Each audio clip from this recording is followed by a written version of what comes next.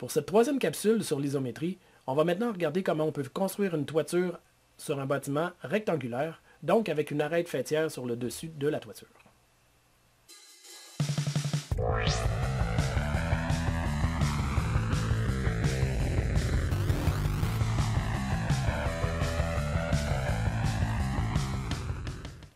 Le bâtiment qu'on étudie aujourd'hui est un bâtiment qui va faire 12 pieds de longueur par 8 pieds.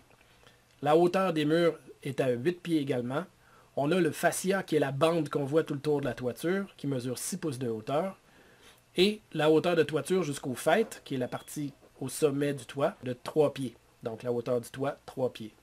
On voit très bien ici en plan l'arête faîtière qui mesure 4 pieds de longueur. Donc on a séparé en 3 parties égales entre le mur et le début de l'arête faîtière, la longueur de l'arête faîtière et la fin de l'arête faîtière au mur opposé. On a réparti 4 pieds sur toute la longueur.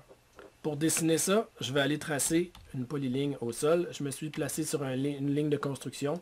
Donc je vais avoir 144 pouces de long, 96 pouces de large, 144 pouces de longueur également. Et je vais fermer ça ici.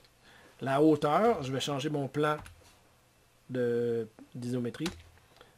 Je vais monter 96 pouces, 6 pouces pour le fascia et 36 pouces pour mon toit, qui me donne un total de 11 pieds 6.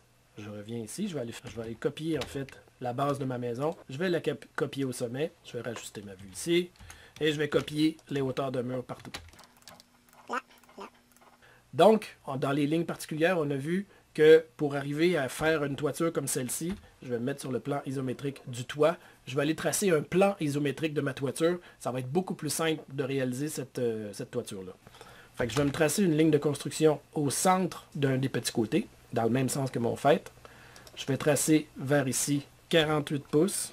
Ensuite, 48 pouces d'arête faîtière. Et je vais fermer ici. Je vais aller me mettre sur la face opposée de ma maison. Donc, j'ai 3 segments de 48 pouces ici.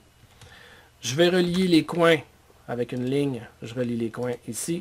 Je relie le coin là. Le sommet du faîte avec l'arête au coin ici. Donc celle-ci, c'est une ligne définitive. Je peux aller la placer sur une ligne de tracé. Et maintenant, la hauteur de mon toit, je dois y aller par coordonnées. Donc je vais descendre mes 4 coins.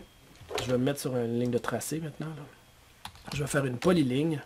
Je pars du sommet. J'ai déjà tracé mon 36 pouces tout à l'heure. Je pars de là. Je m'en vais ici. Comme ça. Comme ça. Je ferme. Je peux copier cette polyligne-là pour faire la hauteur du fascia, qui était juste 6 pouces plus bas. Il me restera à relier le sommet du faîte avec les 4 coins. Donc ici. Là. En arrière. Sur le côté là. Je vais changer mon axe, mon plan isométrique. Et je vais enlever les lignes que j'ai pas besoin, comme celle-ci. Donc on voit très bien que les murs sont cachés à l'arrière par la toiture qui est devant.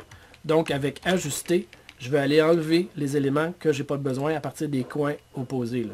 Donc les 2 coins à gauche et à droite au bout des fuyantes. Fait que je vais pouvoir enlever ça ici.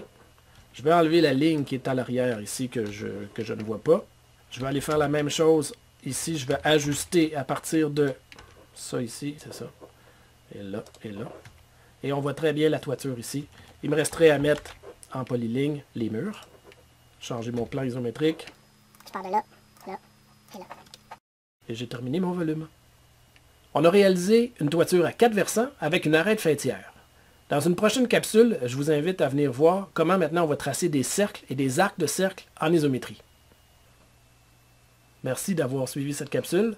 Je vous invite à déposer des commentaires si jamais vous en avez pour nous aider à améliorer la qualité des capsules qu'on fait. Abonnez-vous également à la chaîne pour pouvoir voir les plus récentes capsules qu'on va poster dans le futur. Donc, à une prochaine.